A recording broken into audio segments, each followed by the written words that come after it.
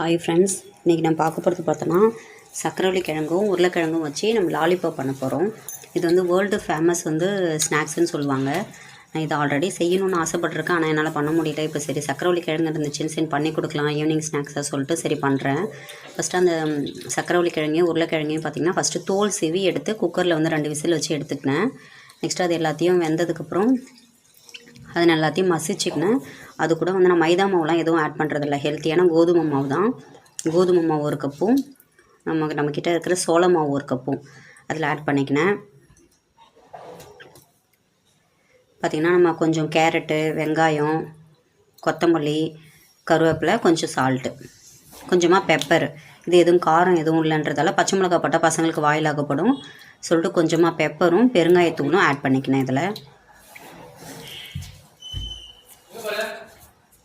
இது எல்லாத்தையும் நல்லா கையில் போட்டு பிசைஞ்சு சப்பாத்தி மாவு அளவுக்கு பிசைஞ்சு வச்சுக்கினேன்.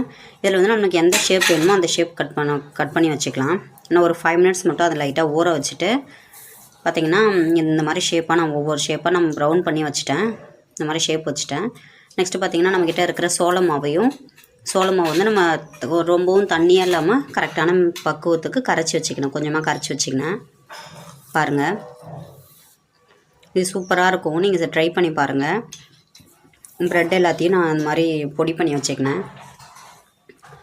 இந்த சோள மாவில் விட்டு நம்ம அந்த ப்ரெட்டில் நல்லா முக்கி எடுத்துட்டு எண்ணெயில் விடுறேன்.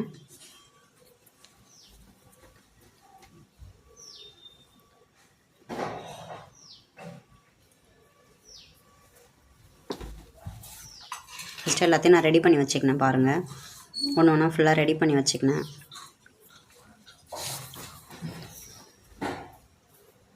ஸ்கூல் முடிச்சுட்டு வந்ததோடனே என் பையன் இதை செய்ய ஆரம்பிச்சிட்டான். நான் போட்டு எடுக்கிறேன்னு சொல்லிட்டு அதை ரெடி பண்ண ஆரம்பிச்சிட்டான். அவனுக்கு அது ஸ்நாக்ஸ் வேணும். எதுவும் ஸ்நாக்ஸ் இல்லை இன்றைக்கி வீட்டில். சரி அது பண்ணணுன்றதுக்காக அவனும் பண்ணிகிட்ருக்கான். எண்ணெயில் போட்டுட்டேன். ஒன்று ஒன்றா போட்டு எடுத்துக்க வேண்டியதான்.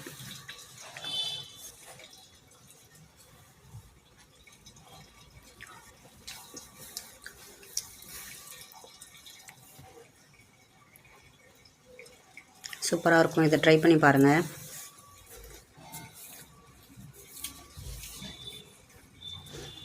கலர் சூப்பராக சேஞ்ச் ஆகிடுச்சு பாருங்கள். லாலிபாப் மாதிரியே வந்துடுச்சு.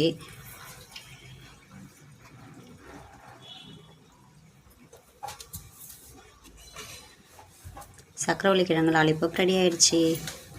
நீங்கள் ட்ரை பண்ணி பார்த்துட்டு எப்படி இருக்குன்னு சொல்லுங்கள்.